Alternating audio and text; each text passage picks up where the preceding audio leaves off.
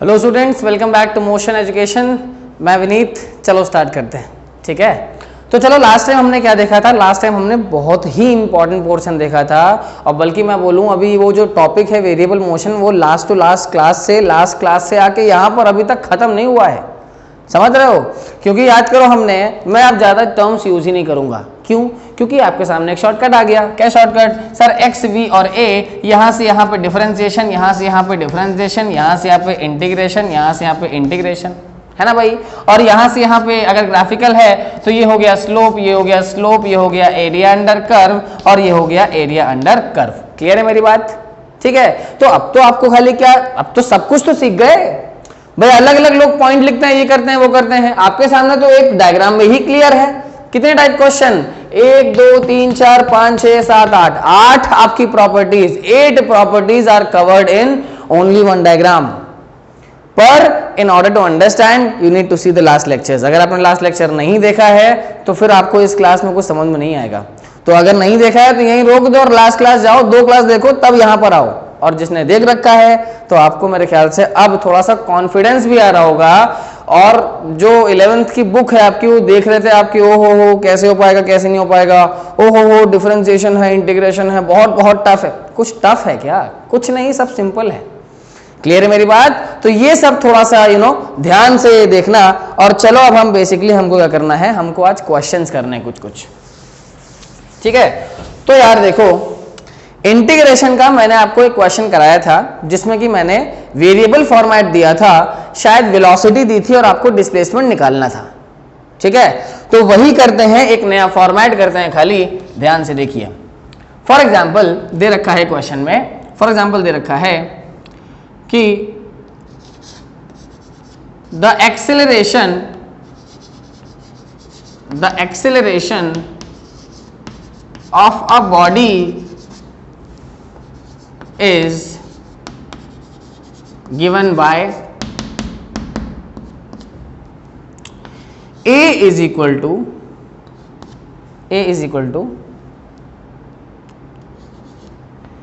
3t square plus 2t plus 5।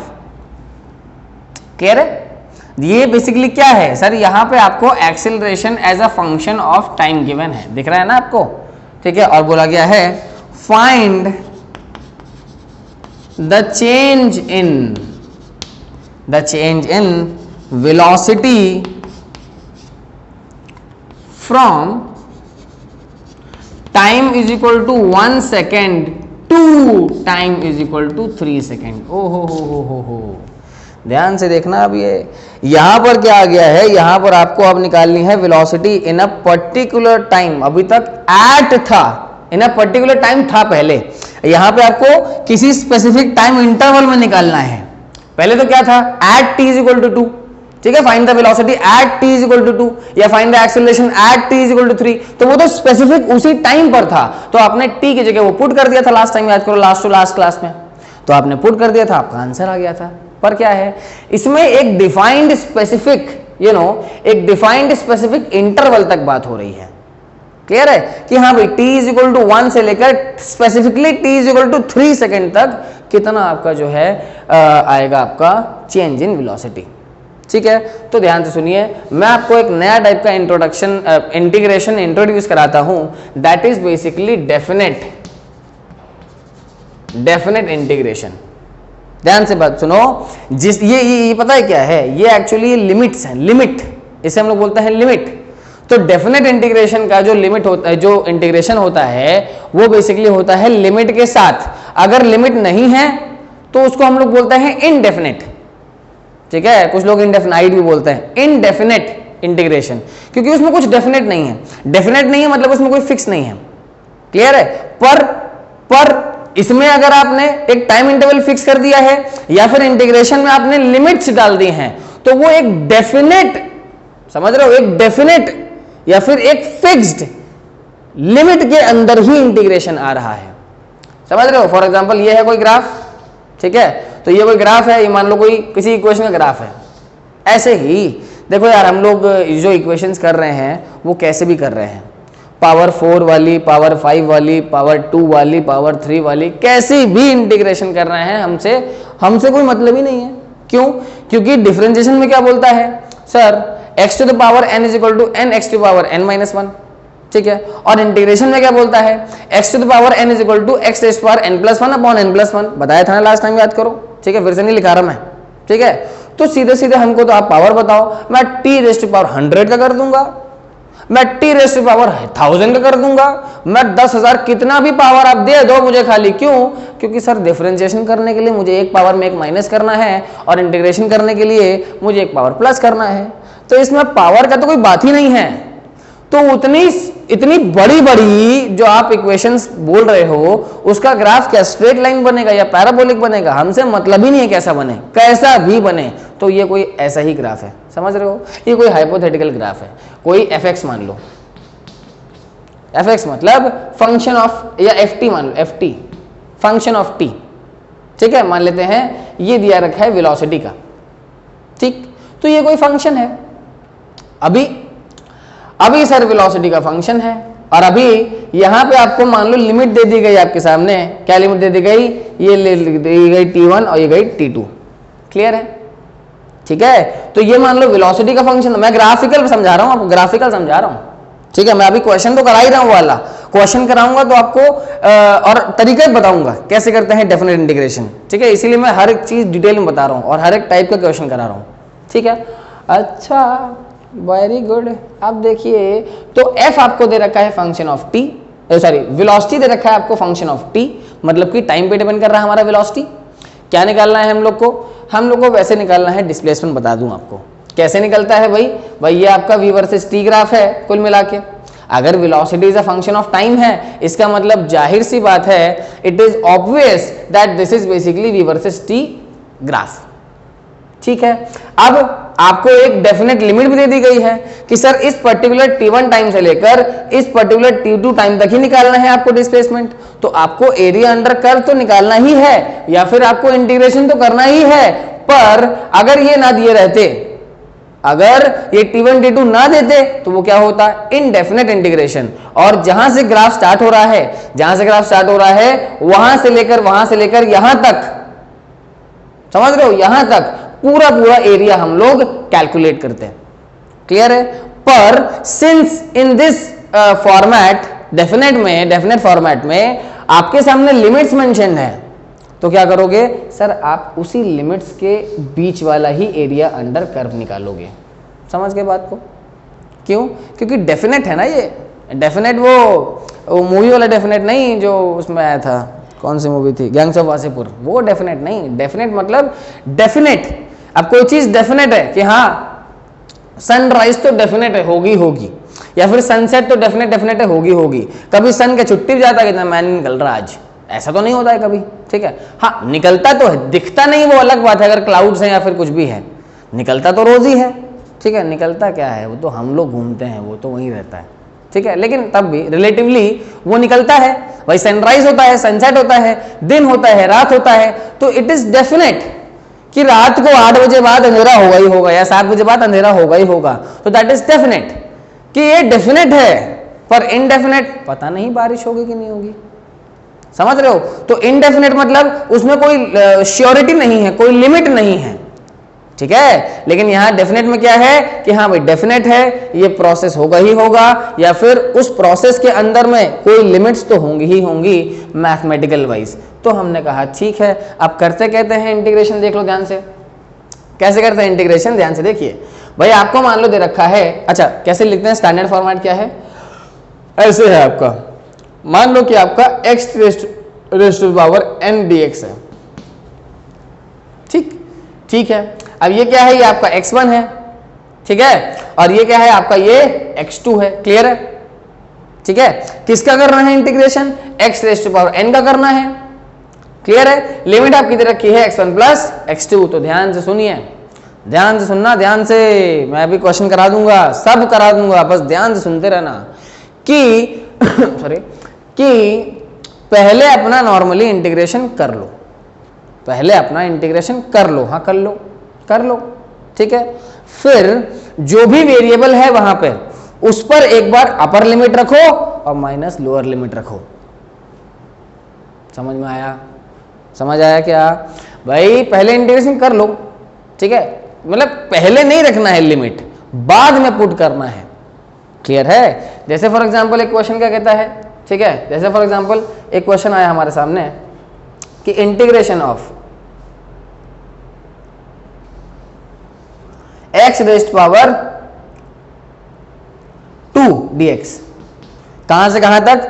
1 से लेकर 3 तक। क्लियर है? सिंपल एकदम सवाल, ठीक है। तो क्या है, पहले कर लो इंटीग्रेशन। तो अगर लिमिट ना होती तब भी कैसे इंटीग्रेशन करते सर? वो हम लोग करते x raised to the power 3/3, x raised to the power 3/3। Clear है? अच्छा sir, x raised to the power 3/3, ठीक है।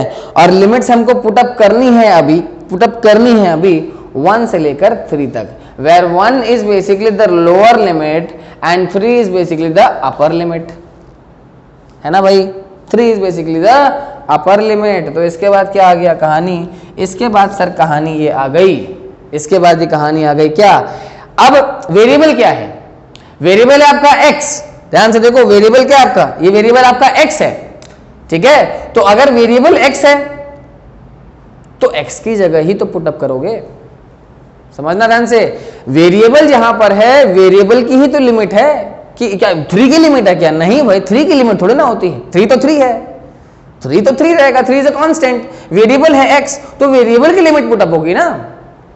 तो आई कैन से भैया यहां पे आप देखो तो एक बार आपको x की जगह अपर लिमिट पुटअप करनी है, पूरा पूरा वही फॉर्मेट में, और एक बार आपको 1 पुटअप करना है, क्योंकि थ्योरम सेज या फिर method says upper limit minus lower limit. तो ध्यान से देखिए, 3 का क्यूब बाय 3, ये क्या रख गया? ये रख गया अपर लिमिट, माइनस 1 का क्यूब बाय 3। ये लो, सॉल्व करो, आंसर पाओ। समझ गए? मतलब कि हो जाएगा कितना भाई? ये हो जाएगा 9/3 माइनस 1/3, तो ये आपका आंसर यहां से आ जाएगा। क्लियर है? तो आराम से सॉल्व करके आंसर निकाल लो भैया। तो मैंने क्या किया अभी आपको, मैं अभी सॉल्व करके दिखा दूंगा, क्वेश्चन सॉल्व कर दिखाऊंगा, ये मैं मेथड खाली दिखा रहा हूं। क्लियर है? तो ये आपके सामने मेथड आ गया। तो आप, मेरे ख्याल से आपको समझ में आ गया होगा कि अगर एट अ पॉइंट निकालना है, अगर एट अ पॉइंट निकालना है, मतलब कि t इक्वल टू वो पे, ठीक है, एट t इक्वल टू ये, तो कुछ करना ही नहीं है, मतलब कोई लिमिट है ही नहीं है, बिकॉज वो आपको स्पेसिफिक टाइम पे बोल रहा है कि इस टाइम पे निकालो। तो वेरिएबल है अपने सामने, t का बचेगा ही, ठीक है। तो t में हर जगह वही स्पेसिफिक टाइम पुटअप कर दो। पर अगर आपको एक स्पेसिफिक टाइम इंटरवल के लिए बोल रहा है तो उसने क्या किया, वहां आपने उसको फुल स्टॉप लगा दिया उसने, कि नहीं नहीं ये स्पेसिफिक टाइम इंटरवल में ही करना है आपको। तो ये स्पेसिफिक टाइम इंटरवल में क्या होगा, ये स्पेसिफिक टाइम इंटरवल में आप क्या यूज करोगे? आप यूज करोगे डेफिनेट इंटीग्रेशन। तो चलो विदाउट वेस्टिंग मोर टाइम हम लोग स्टार्ट करते हैं। मेरे ख्याल से आपको समझ में आ गया होगा, ठीक है। अब मैं इतना ही देख लो यार, ऐसे समझा सकता हूँ, है ना। चलो अब देखिए ध्यान से। अच्छा, acceleration of a body is given by a is equal to 3t square plus 2t plus 5, है ना, and you have to find the change in velocity from t is equal to 1 to t is equal to 3 second. Clear है? अच्छा, very good. तो acceleration का निकालना है क्या? Acceleration equation क्या दे रखा है? a इज इक्वल टू, ध्यान से देखें, a is equal to 3t square plus 2t plus 5। Clear? क्या करना है भैया? भाई वेलोसिटी निकालनी है, तो याद करिए भाई x v और a होता है, तो अगर आपको a गिवन है, वेलोसिटी निकालनी है, तो क्या करना पड़ेगा? इंटीग्रेशन करना पड़ेगा, और क्या करना पड़ेगा, है ना भाई। हाँ तो कर देंगे। तो इसका मतलब भाई हमको ये पता है कुछ नहीं, ठीक है, v is equal to integration of a dt। समझ गए? समझ गए भैया? समझ गए? और वो भी कैसे?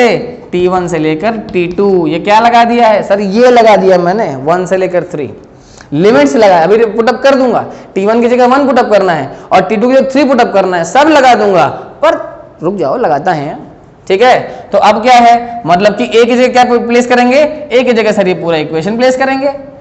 तो that is basically integration of t1 क्या है? 1 है, ठीक है, t2 क्या है? 3 है, इक्वेशन क्या है? 3t² प्लस 2t प्लस 5, ये आपकी इक्वेशन है। तो इंटीग्रेशन क्या आ जाएगा, ये आ जाएगा आपके सामने। अच्छा, लिमिट नहीं पुटअप करना अभी, लिमिट से मतलब ही नहीं है, लिमिट नहीं पुटअप करना अभी, लिमिट पुटअप करेंगे, समझे भाई। एक बार इंटीग्रेशन तो कर लें, तो चलो कर लेते हैं हम लोग इंटीग्रेशन। भाई इसका आएगा, याद करो इंटीग्रेशन में क्या होता है भाई, x raise to power n होता है, x raise to power n dx का इंटीग्रेशन होता है x raise to power n+1 upon में n+1, समझ रहे हो, x raise to power n+1 upon में n+1। तो चलो समझे एक बात को भाई, एक पावर हमने बढ़ा दी और उसे डिवाइड कर दिया, तो लो प्लस 2t² आ जाएगा, 2t² by 2 plus 5 into T. याद करो कांस्टेंट में इसका जीरो नहीं होता है इंटीग्रेशन, वो डिफरेंशिएशन में कांस्टेंट का डिफरेंशिएशन जीरो होता है, ठीक है। ये 3 से 3 खा गया, 2 से 2 मर गया, ठीक है। और बेसिकली क्या हो गया, अभी लिमिट्स पुटअप करना बाकी है मेरे दोस्त, कितना 1 से लेकर 3, क्लियर है। तो as you can see the equation, आपके सामने इक्वेशन क्या आ गई है, t³ plus t² plus 5t। तो क्या कर दें, पुटअप कर दें, थोड़ा भयंकर वैल्यूज हो गई, कोई बात नहीं, हो जाएगा काम, ठीक है। तो चलो अब पुटअप करते हैं।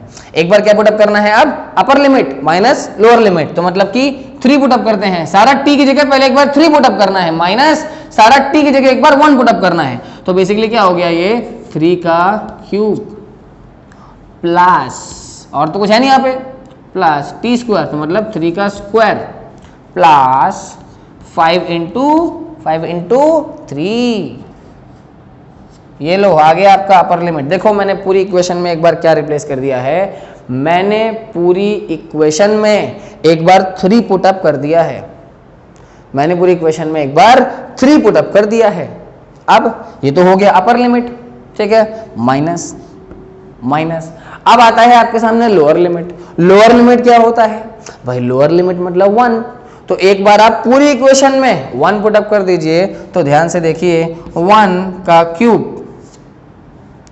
Plus 1² plus 5 into 1। क्लियर है मेरी बात, क्या मेरी बात क्लियर है, बिल्कुल क्लियर होगा। तो चलो कैलकुलेट कर ही देते हैं। ये क्या है, 3 इंटू 3 होता है 9, एंड 9 3 जा होता है 27, प्लस 3 3 जा 9, प्लस ये हो गया 15, माइनस 1 प्लस 5। क्लियर मेरी बात।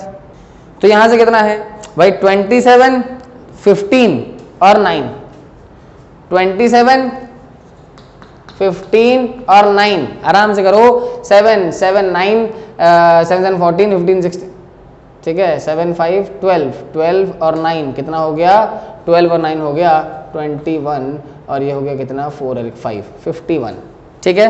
तो ये कितना हो गया 51, क्लियर है, ठीक है 21, ठीक है 51 माइनस ये क्या आ गया आपके सामने, 1 प्लस 1 प्लस 5, तो ये कितना आ गया 7, तो ये आ गया 7। तो कितना आंसर आ जाएगा, कितना आंसर आ जाएगा भाई। पहली बात तो हम लोग, अच्छा हाँ, पहली बात तो हम लोग निकाल क्या रहे हैं सर, पहली बात तो हम लोग क्या निकाल रहे हैं, हम लोग वेलोसिटी निकाल रहे हैं, ठीक है। अब तो आंसर आ जाएगा ना आराम से। तो यहाँ से कितना कम करोगे भाई, एक कम हो गया 50 में 6 कम कर दो, कितना हो गया 50 में 6 करोगे कम, कितना आएगा 44 मीटर पर सेकेंड। और ये 44 मीटर पर सेकेंड क्यों, बिकॉज हम बेसिकली वेलोसिटी निकाल रहे थे। तो इतनी चेंज आई वेलोसिटी में एट फ्रॉम t = 1 से लेकर t = 3 सेकेंड तक। Am I clear. तो ये एक बहुत ही ब्यूटीफुल एग्जाम्पल था, ये एक बहुत ही ब्यूटीफुल एग्जाम्पल था आपका डेफिनेट इंटीग्रेशन या फिर वेरिएबल मोशन का। क्लियर है मेरी बात, ठीक है। चलो और एक आध पॉइंट्स नोट कर लो, चलो आ जाओ भाई, ध्यान से देखो यार। एक बात तो है, ये हो गया x, ये हो गया v, ये हो गया a, ठीक है, ये हो गया x, ये हो गया v, ये हो गया a। अब आप ये तो बोल रहे हो सर कि x को डिफरेंशिएट करने से मुझे v मिल जाता है और v को मुझे डिफरेंशिएट करने से मुझे a मिल जाता है। क्लियर है?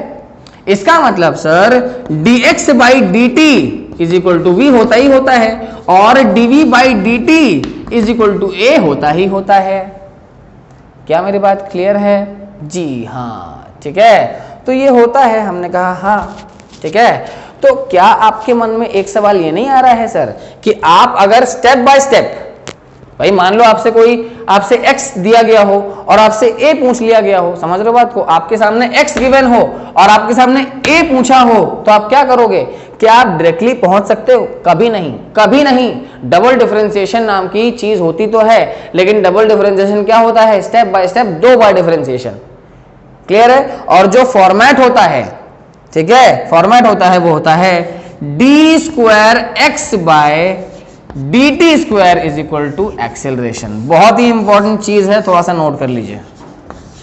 बहुत ही इंपॉर्टेंट, वेरी इंपॉर्टेंट चीज है कि भैया ये क्या बोलता है, इसका जो मतलब होता है वो ये होता है कि आप 2 बार x को डिफरेंशिएट करो, आप x को 2 बार डिफरेंशिएट करो, किसके रिस्पेक्ट में? टाइम के रिस्पेक्ट में। तो क्या मिल जाएगा आपको? भाई आपको एक्सेलरेशन मिल जाएगा। क्लियर है मेरी बात? तो आपको एक्सेलरेशन मिल जाएगा आराम से। क्लियर है? तो 2 बार डिफरेंशिएट करो, आपको एक्सेलरेशन मिल जाएगा। चलो जल्दी से 2 मिनट के अंदर इसका एक क्वेश्चन ले भी लेते हैं। x is equal to 2t square plus 5t plus 1, ठीक है। और क्या बोल रखा है? Find acceleration at t is equal to 1 second. Find acceleration at t is equal to 1 second. तो ध्यान से देखिए भाई, हमको x दे रखा है, हमको क्या निकालना है? a निकालना है। मतलब कि बेसिकली हमको x दे रखा है और हमको a निकालना है। इसका मतलब सर मैं 2 बार डिफरेंशिएट कर दूंगा। जब मैं x को 1 बार डिफरेंशिएट करूंगा तो मुझे वेलोसिटी मिलेगी, पर वेलोसिटी क्या मिलेगा? वेलोसिटी का इक्वेशन मिलेगा, वेलोसिटी का इक्वेशन मिलेगा। फिर क्या है सर, जब मुझे वेलोसिटी इक्वेशन मिल जाएगा तो मैं उसको एक और बार डिफरेंशिएट कर दूंगा तो मुझे एक्सेलरेशन मिल जाएगा। Am I clear? ठीक है भाई, तो देखते हैं ये सवाल। ओह, तो इसका मतलब पहले हम लोग क्या निकालते हैं सर? वेलोसिटी निकालते सबसे पहले। Velocity is equal to dx by dt। तो चलो करते हैं, ठीक है, डिफरेंशिएट। तो कितना आ जाएगा? डिफरेंशिएशन में क्या होता है? फॉर्मूला याद करो, x raise to power n dx is equal to n x raise to power n minus 1। पहले पावर को मल्टीप्लाई कर दो, है ना भाई, पहले पावर को मल्टीप्लाई कर दो, फिर पावर में से एक कम कर लो। क्लियर है? तो चलो मल्टीप्लाई किया तो क्या हो गया? 4 हो गया, कम किया तो क्या आ गया? t आ गया। क्लियर है? प्लस 5 भाई यहाँ पावर 1 है, कुछ नहीं दे रखा मतलब 1 दे रखा है, ठीक है। जिसका कोई नहीं होता उसका 1 होता है ना भाई? हाँ, और जिसके पास कुछ नहीं होता उसके पास उम्मीद होती है, ठीक है। तो चलो अब t raise to the power 1 दिया है, ठीक है। अब भैया 1 तो मल्टीप्लाई किया तो 5 को फर्क ही नहीं पड़ा। अब t रेज़ टू पावर 1 दे रखा है, इसका मतलब t raise to power 1 minus 1, और 0 क्या हो गया? 1 का क्या हो गया? 0 बेसिकली। क्लियर है? तो ये क्या है? ये t रेज़ टू पावर 0 है and t raise to power 0 is basically what? 1। Clear? Okay, तो हमारे सामने वेलोसिटी इक्वेशन क्या आ गई? We have got the equation of velocity as v is equal to 4t plus 5। Am I clear? Am I clear? हाँ, ठीक। चलो velocity आ गई, मुबारक हो। अब क्या निकालना है? अब तो सर एक्सेलरेशन करना है, एक्सेलरेशन निकालना है। और अगर आपको गलती से कहीं भी एक्सेलरेशन निकालना है, अगर आपको गलती से कहीं भी एक्सेलरेशन निकालना है तो कैसे निकालते हैं? याद करो सर, हम लोग वेलोसिटी को एक बार डिफरेंशिएट कर दो तो क्या निकल आता है? एक्सेलरेशन निकल आता है। तो करते हैं दोबारा, चलो ठीक। अब क्या निकालना है? अब निकालना है हम लोग को a। तो a is equal to dv by dt is equal to, कर दें, ठीक है। तो ये पावर 1 दे रखी है, 1 into 4, 4 t raise to power 0 plus 0, तो ये कितना हो गया? 0। ये कितना हो गया? 0। तो कितना आ गया ये? और ये t रेज़ टू पावर 0 कितना होता है? ये होता है 1। क्लियर? ये कितना होता है भाई? 1 होता है। तो ये क्या हो गया? ये हो गया 4 metre per second square. Clear है मेरी बात? और यहाँ पे t का टर्म बना नहीं। अगर t का टर्म बना नहीं मतलब कि ये बेसिकली क्या है? ये है, क्या है ये सर? ये कांस्टेंट है एक्सेलरेशन। समझ रहे हो बात को? तो मतलब कि मतलब कि क्या हो रहा है, acceleration is not a function of time, मतलब कि t इज इक्वल टू 0 पे, t इज इक्वल टू 2 पे, t इज इक्वल टू 3 पे, t इज इक्वल टू 4 पे, कोई भी टाइम हो, जब t का टर्म ही नहीं है यहाँ पर जब t का टर्म ही नहीं है तो मतलब t पे एक्सेलरेशन डिपेंड ही नहीं कर रहा, हाँ वेलोसिटी पर डिपेंड कर रही है वो अलग बात है। क्लियर है? Therefore acceleration is basically constant in this case. Clear है मेरी बात? ठीक है ना? ठीक है, अच्छा चलो ये भी हो गया। ठीक है, अब एक और टाइप के लास्ट जो बहुत ही इंपॉर्टेंट टाइप बचा है वो मैं आपको करा देता हूं।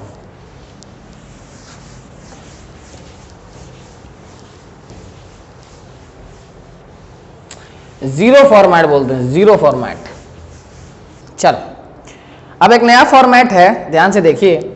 एक मतलब इसका कोई नाम तो नहीं है वैसे, पर ये जीरो फॉर्मेट है बेसिकली। ठीक है, तो इसमें नया क्या है, ध्यान से देखिए भाई। आपके सामने मान लीजिए आपके सामने क्वेश्चन गिवन है x is equal to 2t square plus 5t minus 6। ठीक है, मान लो ऐसा कुछ गिवन है। अब क्वेश्चन में क्या बोला गया है कि find the time when velocity of the body is 0। तो क्या पूछा गया, देखो यार क्वेश्चन में क्या मेंशन्ड है, क्वेश्चन में आपके सामने डिस्प्लेसमेंट मेंशन्ड है। अब करना क्या है भाई, वो टाइम निकालना है जबकि वेलोसिटी 0 है। थोड़ा ध्यान से सुनिएगा, वो टाइम निकालना है जबकि वेलोसिटी 0 है। अरे तो टाइम तो दूर की बात है, पहले वेलोसिटी तो निकालो। अरे वेलोसिटी निकाल लो, उसको 0 पुट कर लो, टाइम मिल जाएगा। समझ लो ना बात को। अभी तक जो भी हमने क्वेश्चंस देखे हैं उसमें क्या देखा है भाई, अभी तक हमने जो भी क्वेश्चंस देखे हैं, हर क्वेश्चन पिछले ये वाला क्लास और पिछले 2 क्लासेस में जो भी क्वेश्चन देख रहे हैं, तो वहां पे हमको x, v या फिर a जो भी हम लोग निकालते हैं वो टाइम पुटअप करके निकालते हैं। मतलब कि टाइम गिवन रहता था, इस बार हमसे टाइम ही निकाल लिया है। क्लियर है? तो ध्यान से सुनिए भाई, हमको ये निकालना है। तो जब 0 पुटअप करेंगे तो वेलोसिटी में ना पुटअप करेंगे। तो ध्यान से देखिए, तो v इज इक्वल टू आ जाएगा 4t प्लस 5 प्लस 0। दिख रहा है कि नहीं? अच्छा एक बात और है, यहां नेगेटिव ले लो, ये नेगेटिव है। ठीक है, ये नेगेटिव है, this is negative basically. Clear है? तो ये क्या हो गया, वेलोसिटी इज इक्वल टू हो गया 4t माइनस 5। तो लो आ गई velocity, velocity is equal to 4t minus 5। Clear है? अच्छा बहुत बढ़िया।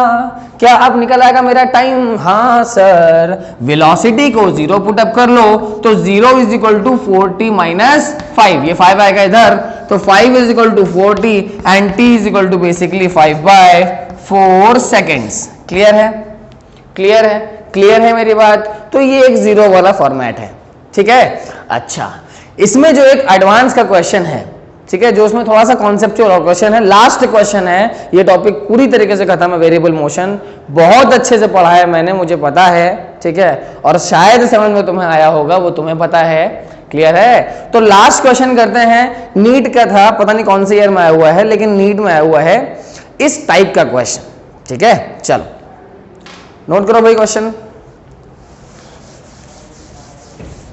ये जीरो वाला ही फॉर्मेट है, जो अभी तक हम लोग फॉर्मेट किया है ना, तो वो जीरो वाला ही फॉर्मेट है। The displacement of the particle is given by, note करो, the displacement of the particle is given by x is equal to t cube minus 6t square plus 3t plus 4 plus 3t plus 4। ठीक है? ठीक है, और question में पूछा गया है कि find the velocity when acceleration is 0। Acceleration is 0। तो भैया सुनो ध्यान से, अब थोड़ा सा बात को समझो भाई। अभी तक हम लोगों ने रिलेशन क्या क्या देख लिया है कि सर एक रिलेशन होता है x, एक होता है v, एक होता है a। ये 3 वेरिएबल्स हैं। रिलेशन क्या देखा है हमको अच्छे से पता है, differentiation differentiation, integration integration, slope slope, area under curve area under curve, है ना भाई। तो अब क्वेश्चन में क्या पूछा गया है भाई, आपको निकालना क्या है, पहली बात भाई निकालना हम लोग को ये वेलोसिटी है, निकालना हम लोगों को वेलोसिटी है, ध्यान से सुनना, निकालना हम लोगों को वेलोसिटी है। कब वेलोसिटी निकालना है, क्योंकि भाई वेलोसिटी के नाम पे तो हम लोग वेलोसिटी की कोई इक्वेशन निकालेंगे जिसमें टी का टर्म होगा, राइट ना, जिसमें टी का टर्म होगा। और अगर टी का टर्म होगा, ध्यान से सुनना, अगर टी का टर्म होगा तो वो टी लाएंगे कहां से, क्योंकि टाइम की वैल्यू तो गिवन ही नहीं है ना भाई। क्या टाइम की वैल्यू गिवन है, टाइम की वैल्यू तो गिवन ही नहीं क्वेश्चन में। इसका मतलब सर टाइम क्या है, टाइम है, ठीक है। टाइम क्या है, आपको वो टाइम पुटअप करना है वेलोसिटी में, ध्यान से सुनना, आपको वो टाइम पुटअप करना है वेलोसिटी में जिसके लिए एक्सेलरेशन 0 है। इसका मतलब मेरे पास x गिवन है, मैं x से v निकालूंगा, कुछ करूंगा नहीं, v से a निकालूंगा। अब a को 0 पुटअप करके मैं टाइम निकालूंगा, फिर उस टाइम को वेलोसिटी में पुटअप कर दूंगा। M I clear? जी बिल्कुल। अब देखो, चलो जनता की फरमाइश पे x is equal to t cube है, तो v इज इक्वल टू क्या बन जाएगा, सीधे लिख रहा हूं मैं, डिफरेंशिएट कर रहा हूं, ठीक है। v is equal to d x by d t is equal to, चलो कर देते हैं डिफरेंशिएट, तो ये आ गया 3t स्क्वायर, ठीक है, माइनस 6t, ठीक है, प्लस 3 प्लस 0। समझ में आ गया, समझ आ गया ना भाई।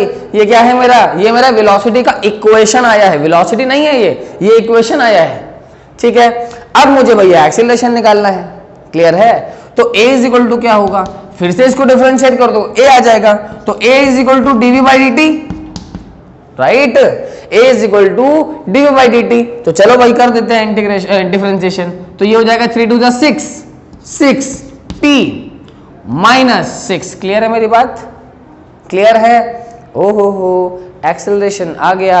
अगर एक्सेलरेशन आ गया तो आप क्या करेंगे, सर जी हमको एक्सेलरेशन को 0 पुटअप करना है, उसका टाइम निकालना है, फिर उसी टाइम में वेलोसिटी निकालनी है। तो ध्यान से देखिए, एक्सेलरेशन में डाल दिया 0 is equal to 6t minus 6, clear है, 60 minus 6 and t is equal to 6 by 6 is equal to basically 1 second.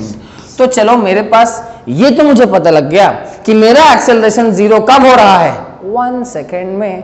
तो इसका मतलब मुझे वेलोसिटी कब निकालनी है, जबकि एक्सेलरेशन 0 हो रहा है। इसका मतलब कब, 1 सेकेंड पे। तो चलो मतलब कि t is equal to 1 second यहां पर पुटअप कर देते हैं। समझ रहे बात को। तो इक्वेशन तो मेरे पास पहले ही से है, इसका मतलब 3 इंटू 1 का स्क्वायर माइनस 6 इंटू 1 प्लस 3। क्या मेरी बात क्लियर है, बिल्कुल क्लियर है, शाबाश। तो ये हो गया 3 माइनस 6 प्लस 3 और यहाँ पे हो गया 6 माइनस 6, ओहो हो good, 6 minus 6 is equal to 0 metre per second. Clear है मेरी बात, कितना आ गया, 3 प्लस 3 माइनस 6, सही आया बिल्कुल जी, बिल्कुल सही आया है। तो ये कितना आ गया, ये आ गया 0 मीटर पर सेकेंड। क्लियर है मेरी बात। तो भैया जब एक्सेलरेशन 0 है, ठीक है, तब वेलोसिटी कितनी है, 0 मीटर पर सेकेंड। क्लियर है मेरी बात। तो करना क्या होता है, मैं ऐसा भी क्वेश्चन दे सकता था, ध्यान सुनना, मैं ऐसा भी क्वेश्चन दे सकता था कि find the acceleration when velocity is equal to 0। तो वहां हम क्या करते, वहां हम पहले वेलोसिटी निकालते, फिर एक्सेलरेशन निकालते। इक्वेशन x को डिफरेंशिएट करो, वेलोसिटी निकल आया, v को डिफरेंशिएट करो, एक्सेलरेशन निकल आया। पर एक्सेलरेशन का इक्वेशन यहां पे रखा हुआ है, वेलोसिटी का इक्वेशन में क्या करो भाई, 0 को टप कर दो, टाइम निकालो, है ना। तो ये टाइम तो आ गया कि वेलोसिटी कब 0 है, और अगर ये टाइम आ गया वेलोसिटी कब 0 है, तो एक्सेलरेशन के इक्वेशन में पुटअप कर दो, आपका आंसर आ जाएगा। समझे। तो ये बहुत ही 0 वाला थोड़ा सा बहुत सिंपल चीजें हैं, जो भी 0 बोला जाए तो भैया इक्वेशन निकाल के पुटअप कर दो, ठीक है। And same with the differentiation, कि अगर आपको उल्टा इंटीग्रेशन, कि अगर आपको उल्टा सेटअप दिया गया तो आप उल्टा भी कर लेना। क्लियर है। चलो भाई, खत्म होने से पहले एक काम करते हैं, एक और चीज देख लो। v इज इक्वल टू क्या होता है, dx बाई dt होता है। v is equal to dx by dt होता है नॉर्मली, ठीक है, ये थोड़ा सा इक्वेशन अच्छा है। dx बाई dt होता है नॉर्मली। क्या करो भाई, एक काम करते हैं सर, इसको लिख देते हैं dx और यहां लिख देते हैं dx। dx से क्या कर दिया मैंने, मल्टीप्लाई डिवाइड कर दिया। नॉर्मली तो ये थ्योरम आपने पढ़ी है भाई, v is equal to dx by dt, फिर क्या किया इसमें dx से मल्टीप्लाई डिवाइड कर दिया। क्लियर है? Okay, oh sorry, a is equal to dy by dx, हटाओ इसको, ये नहीं, इससे नहीं, ठीक है। नॉर्मली सुनो कि a इज इक्वल टू क्या होता है, dv बाय dt होता है नॉर्मली। इसमें क्या कर दो आप, इंटू dx मल्टीप्लाई कर दो और इंटू dx डिवाइड कर दो। क्लियर है? ठीक है। अब अगर ध्यान से देखो अगर आप, तो यहां पे dx बाई dt ये रिलेशन क्या होता है sir, what is dx by dt? dx by dt होता है क्या, वेलोसिटी। क्लियर है? तो ये वेलोसिटी ऊपर फैक्टर बन जाएगा and a is equal to v dv by dx भी आ जाएगा। समझ रहे हो? a is equal to v dv by dx भाई, और a is equal to dx by dv by dt, ये तो पढ़ा ही है। क्लियर है? तो दोनों ही चीजें देखो यार, ये तुम्हारी थी मेन इक्वेशन जो मैंने आपको सिखाई है। ये कैसे है, ये मैंने जबरदस्ती बनाई है। जबरदस्ती बनाई क्यों है, जब इसका नीड आएगा तब बनाएंगे हम लोग। क्लियर है मेरी बात? क्लियर है ना? तो इस टाइप के क्वेश्चंस भी आते हैं जिसमें आपको कुछ ऐसा दे रखा होगा, हो सकता है आपके सामने velocity as a function of x दे दे, ठीक है, तो उसमें ऐसा अप्लाई करना है। तो वो आपके हाथ में है, आपके ऊपर डिपेंड करता है आप क्वेश्चन को कैसे इंटेक करोगे और कैसे कैसे आप फैक्टर्स को पकड़ोगे और उसे इंटीग्रेट या डिफरेंशिएट करोगे। क्लियर है? तो मेरे ख्याल से वेरिएबल मोशन की 3 क्लास हो गई हैं, ठीक है। तो वेरिएबल मोशन की 3 क्लास, 3rd क्लास आज थी। वेरिएबल मोशन खत्म है यहां पर, ठीक है। हमने हर पॉसिबल टाइप के क्वेश्चंस कर लिए हैं, ठीक है, सब पढ़ लिए, एक्स वी ए वी, ठीक है। चलो अब नेक्स्ट क्लास में जब हम लोग मिलेंगे तो क्या करेंगे भाई, हम लोग नेक्स्ट क्लास में motion under sorry equation of motion करेंगे और साथ में ग्राफ्स पढ़ेंगे। क्लियर है? तो ठीक है, चलो आज की क्लास में इतना ही है। होप सो आपको पूरा अच्छा समझ में आया होगा और अब इसके ऊपर थोड़े से क्वेश्चन प्रैक्टिस करने लायक आप हो गए हो।